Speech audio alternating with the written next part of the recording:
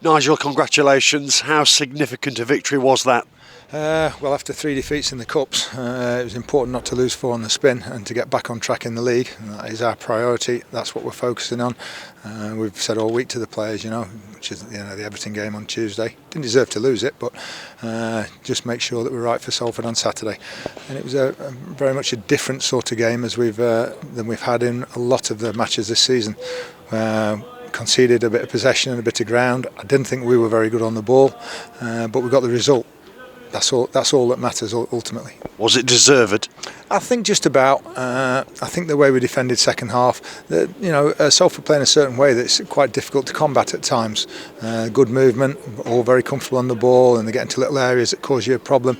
And then obviously they've got, all of a sudden the cross comes in, you've got Matt Smith on the end of it, as happened with the goal, and it's difficult to deal with. We certainly saw your attacking intent, especially from Rhys Oates in that opening 15 minutes. It was a barnstorming start from him. Yeah, could have had a goal easily.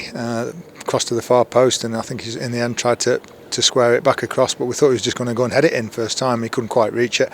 But they've had a few situations, and Christie's made 2 or 3 saves, but we have as well today. Second half, even with less possession, George Maris has probably had the best opportunity of the half.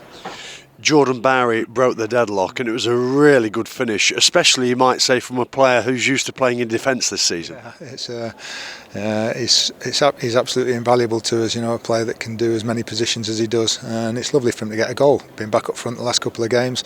I think him and Rhys played together last season a bit in a good partnership, so they complement each other well, but it was a lovely finish. And when you play against a team like Salford, because you're not going to have that much of the ball as much as we normally do, it's important that you hurt them when you do get it.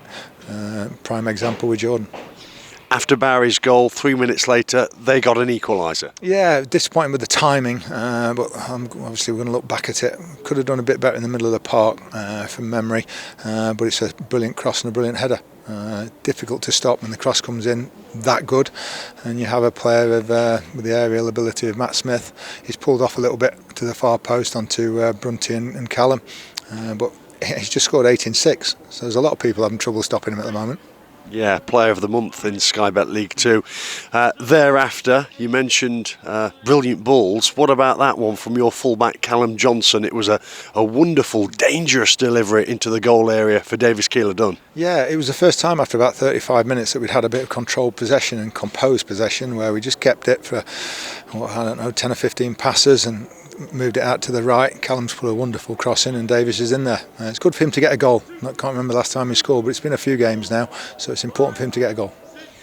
And you had Christy Pym to thank as well, your goalkeeper, who seems to be in impeccable form this season. He produced 2 top saves. Yeah, he did. When we've needed him this season, he has done. I thought the only real threat in the second half was the shot from outside the box, which he managed to get a hand to and tip over. But when we were under the cosh first half, he did well on a couple of occasions. He's been pretty much faultless this season, hasn't he? Yeah, we talked last season about glaring errors by goalkeepers. There wasn't any last season, There's a couple you say maybe could do a bit better. But, when you watch Match of the Day tonight at the highest level in the Premier League, and I'm sure the goalkeepers will be making some pretty serious errors, either with the feet, with the ball at the feet, or save-wise. And Christie's, I think probably in his prime at the moment, late 20s, he's in good nick.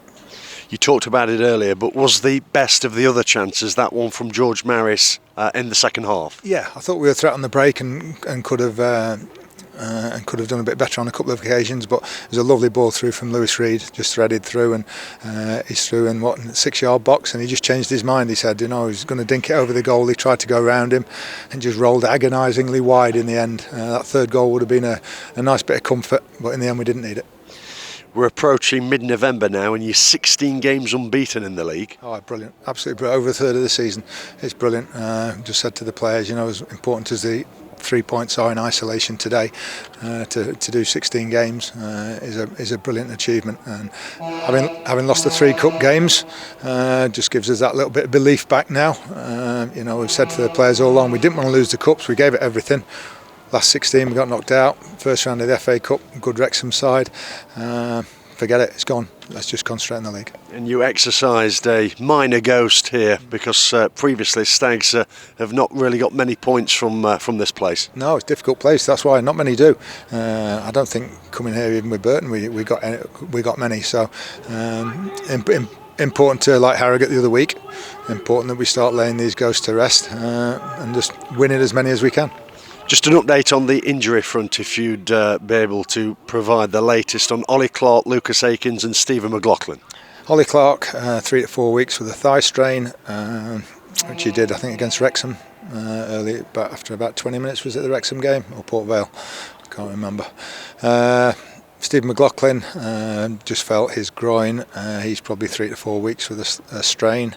And Lucas Akins had a minor op last week on his small fracture just on his cheek here. He's getting a mask fitted this week, and we'll see how he is.